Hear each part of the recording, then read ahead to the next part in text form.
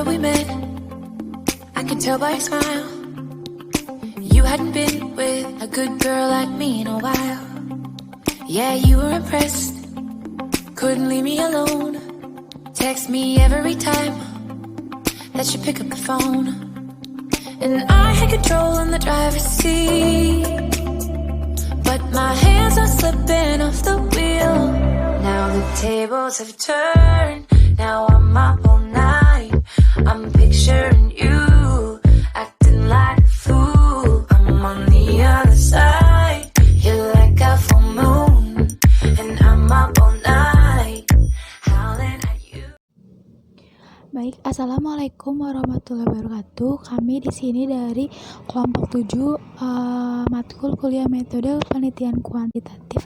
Kami akan mempresentasikan yang pertama tuh bagaimana cara merumuskan masalah. Yang kedua tuh tujuan penelitian metode kuantitatif. Baik, yang pertama saya akan menjelaskan bagaimana cara merumuskan masalah. Merumuskan masalah dalam penelitian kuantitatif mencangkup beberapa hal. Yang pertama itu latar belakang, identifikasi masalah, pembatas masalah, dan rumusan masalah. Yang pertama, latar belakang masalah. Masalah yang diteliti tentulah dimunculkan dari melalui proses penalaran tertentu dan sumber-sumber tertentu. Di sini ada konteks bantuan penalaran agar dapat merumuskan masalah. Isi dari latar belakang ini sesuatu yang belum pasti, sesuatu yang masih rancu, sesuatu yang belum tahu jawabannya. Jawabannya berdasarkan dari pernyataan empiris sang peneliti. Sukandar Rumidi 2006 menambahkan beberapa cangkupan latar belakang. Yang pertama itu perumusan masalah, yang kedua keaslian penelitian, yang ketiga manfaat yang didapatkan. Yang pertama, perumusan masalah. Perumusan masalah berisikan penjelasan mengapa kita memilih penelitian ini dan menarikah penelitian kita ini untuk diangkat menjadi penelitian. Perumusan masalah haruslah ditinjau dari beberapa aspek. Yang pertama, aspek dari ilmu pengetahuan, teknologi, sosiologi, sosial, dan aspek budaya masyarakat. Yang kedua, keaslian penelitian. Keaslian penelitian maksudnya adalah penelitian yang kita angkat tidak pernah diteliti oleh peneliti sebelumnya, ataupun sudah diteliti oleh peneliti sebelumnya. Kita harus menegaskan apa perbedaan penelitian kita dengan peneliti sebelumnya.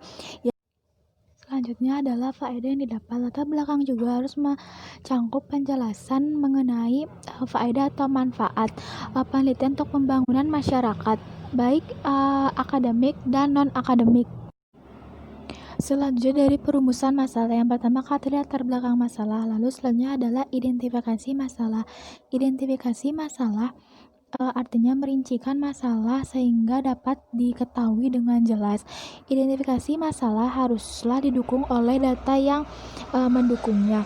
Identifikasi masalah dapat dilakukan dengan cara-cara berikut. Ada 6 cara. Yang pertama tuh membaca literatur sebanyak-banyaknya, menghadiri seminar yang berkait dengan penelitian kita. Yang ketiga, mengadakan pengamatan dan dari dekat. Yang keempat, mengadakan penelitian kecil dan mencatat hasilnya. Yang kelima, menyusun penelitian dengan menekankan pada isi dan metodologinya. Yang keenam, mengunjungi berbagai perpustakaan.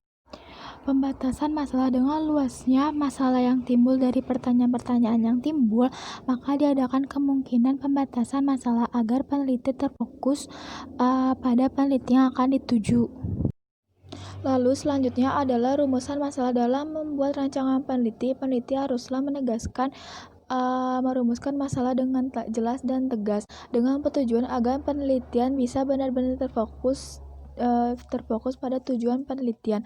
Setelah memfokuskan rancangan masalah yang telah spesifik, maka langkah selanjutnya adalah membuat pertanyaan-pertanyaan tentang atau terkait tentang masalah penelitian yang kita ingin teliti. Misalnya, kita mengangkat masalah penelitian dengan judul hubungan kenakalan remaja dengan fungsi sosial keluarga. Maka dari ini pertanyaan-pertanyaan yang timbul adalah yang pertama tuh bagaimana bentuk-bentuk kenakalan remaja di kota A. Lalu yang kedua tuh bagaimana hubungan kenakalan remaja dengan fungsi keluarga sekeluarga di kota A. Selanjutnya adalah tujuan metode penelitian kualitatif. Tujuan penelitian metode kuantitatif dapat dilihat dari 4 sisi. Yang pertama itu akademis, praktis, sosial, dan teknologi. Yang pertama akademis. Suatu penelitian dapat dikatakan memiliki manfaat akademis jika jawaban yang diperoleh dapat menyumbangkan pemahaman ilmiah, memperbaiki atau memodifikasi teori yang telah ada, atau bahkan membentuk konsep atau teori baru. Selanjutnya adalah praktis. Penelitian yang bersifat praktis terjadi jika penelitian tersebut dapat dimanfaatkan langsung untuk tujuan dan kepentingan praktis pemecahan suatu masalah. Yang ketiga itu sosial, dapat berupa kesadaran, pengetahuan, serta sikap masyarakat atau kelompok sosial tertentu. Yang terakhir, teknis, terjadi jika penelitian tersebut berusaha untuk menjawab masalah penelitian dengan melahirkan teknik atau metode penelitian atau pengukuran yang valid dan reliable.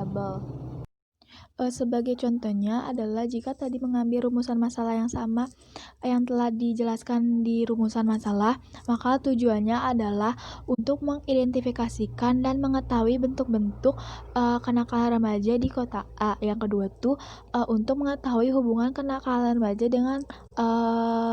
dengan fungsional sosial keluarga di kota A.